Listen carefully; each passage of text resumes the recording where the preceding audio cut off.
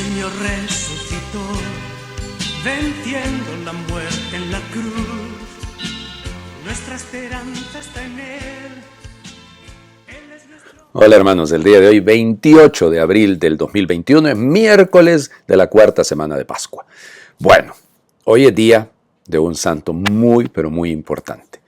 El gran devoto de la Virgen Santísima. De hecho, se va a añadir a su nombre el nombre María. Luis Grignon de Montfort, que se va a llamar, insisto ya adulto, Luis María Grignon de Montfort. Él nació un 31 de enero de 1673 en Francia. Era el segundo hijo de un matrimonio formado por un abogado, pero su hermanito mayor muere cuando él tenía 4 meses, entonces él termina siendo el mayor, ¿no? Muy apegado a su familia, sobre todo a una de sus hermanas que va a ser su gran confidente, al punto que le van a decir a ella Luisa, ya por la vinculación con su hermano, y harán mucho bien juntos, sin duda.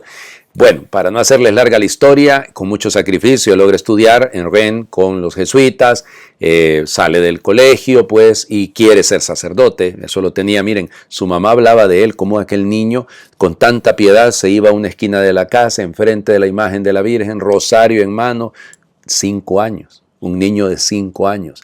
Y esa devoción le va a llevar a ser el gran propagador. Recuerden que el tratado de la verdadera devoción de la Virgen María es de él. El libro que no quería el diablo. Claro, si es que el diablo le estorba a la Virgen, eso ya lo sabemos.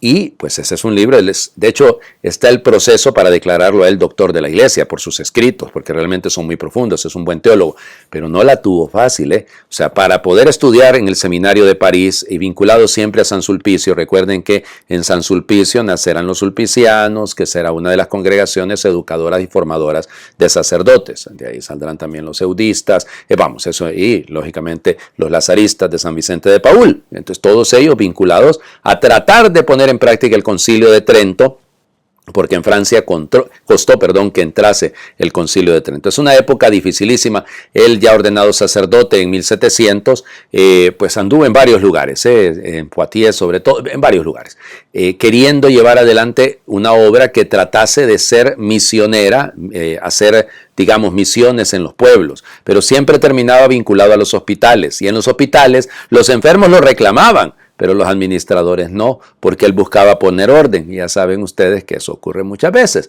Estorba a aquel que trata de hacer las cosas de manera humana, de manera limpia.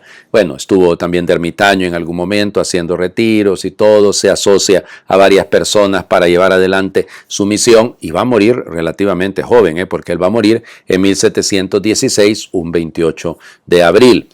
Le tocó evangelizar porque al final sí hará sus misiones, sobre todo en la zona de Bretaña, es decir, hacia el oeste de Francia, en una zona que en ese momento está siendo controlada por los hugonotes, está siendo controlada por los protestantes y sobre todo bajo la influencia de la herejía jansenista. Entonces, le toca un ambiente muy difícil, muy controvertido, pero él se mantendrá firme y su obediencia a los obispos, la obediencia al Papa, cuando miraba que no le resultaban las cosas, decidió ir donde el Papa, y el Papa Clemente XI lo nombró misionero apostólico, y le dijo no, porque él se quería ir para Canadá de misionero. No, quédate en Francia, ahí tienes un gran terreno para evangelizar, y más vale que lo hizo. Necesitamos misioneros, necesitamos personas que no necesariamente sean allentes, claro que los necesitamos, pero en el ambiente donde están, y que puedan ser testigos. Y la devoción a la Madre del Señor, olvídense, esa mueve montañas. La devoción a María no es, como les diría, accesoria, es constitutiva de nuestra vida de fe. ¿Somos marianos o no somos católicos? Punto. Bueno, vamos a las lecturas del día de hoy. Hablando de misiones, hoy hablamos de la primera misión de Pablo y Bernabé. Entonces, libro de los Hechos de los Apóstoles, ya lo saben, es el libro texto, capítulo 12, versículos del 24 hasta el final, y luego leemos 5 versículos del capítulo 13. En aquel tiempo la palabra del Señor cundía y se propagaba. Cumplida su misión en Jerusalén, Saulo y Bernabé regresaron a Antioquía llevando consigo a Juan Marcos.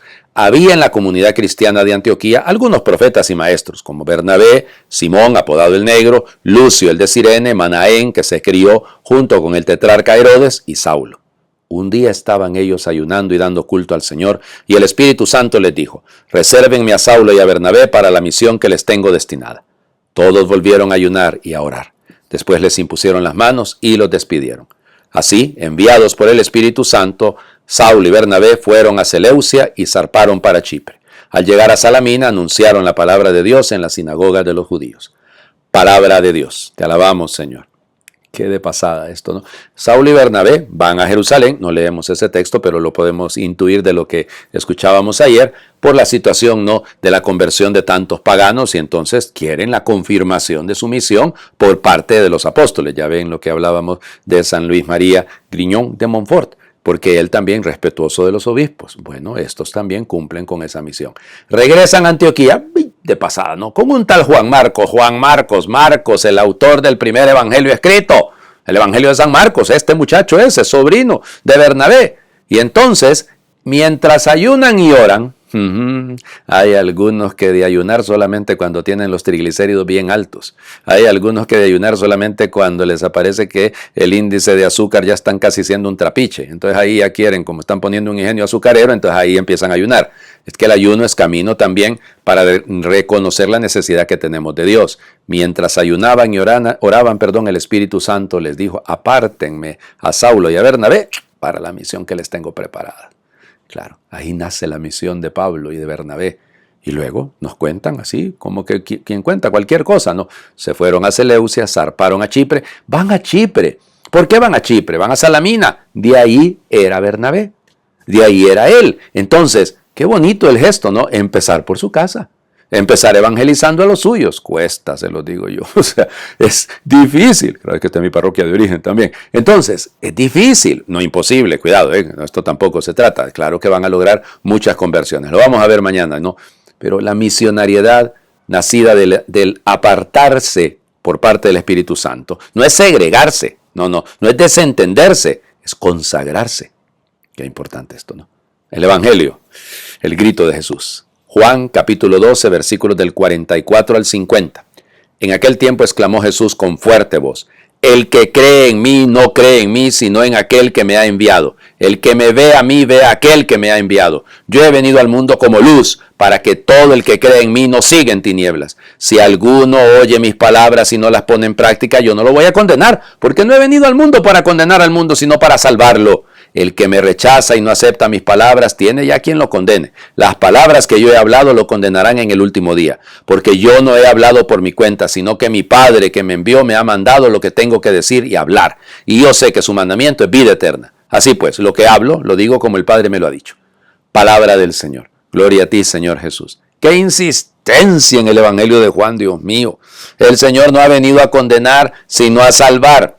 Que lo que Él quiere es hacernos pasar de la muerte a la vida, de las tinieblas a la luz.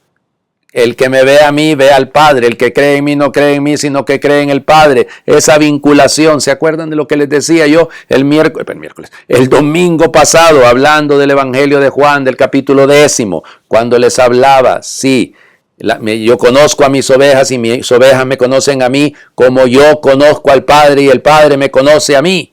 Hombre, este Juan escribe siempre en círculos concéntricos el mismo tema una y otra vez. Claro, es que nuestra relación con Él no es, como les diría, excluyente. Es una relación que me imbuye en el misterio de la Santísima Trinidad, que me sumerge en el amor de su Padre, que lo ha enviado. ¿Para qué? Para salvar al mundo. Hombre, déjese salvar. Ese es el tema.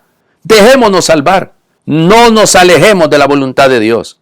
Dejémonos conducir por Él, de la tiniebla a la luz, y aprendamos de Él a no añadirle ni a quitarle a la palabra venida del Padre, a no manipular tendenciosamente su mensaje para querer decir algo que a nosotros nos parece bien, para de repente mantener la clientela, pero alejándonos de la voluntad del Padre.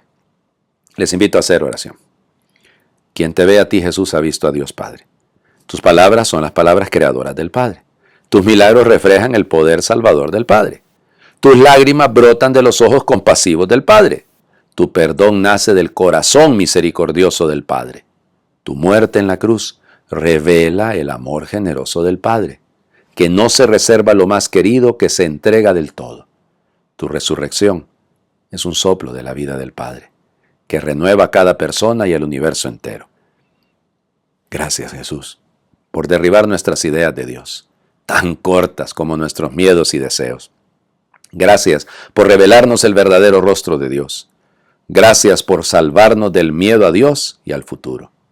Señor, transforma mis sentimientos, pensamientos y comportamientos, a fin de que unido a ti mi vida sea también transparencia de las palabras, la fuerza, el perdón y el amor del Padre. Amén. El Señor esté con ustedes. Les bendiga Dios por intercesión de San Luis María Griñón de Montfort, y el que es Dios Padre, Hijo y Espíritu Santo, les cobije con su amor y bajo la protección de Santa María, la Madre de Dios y Madre de la Iglesia. Feliz miércoles para todos.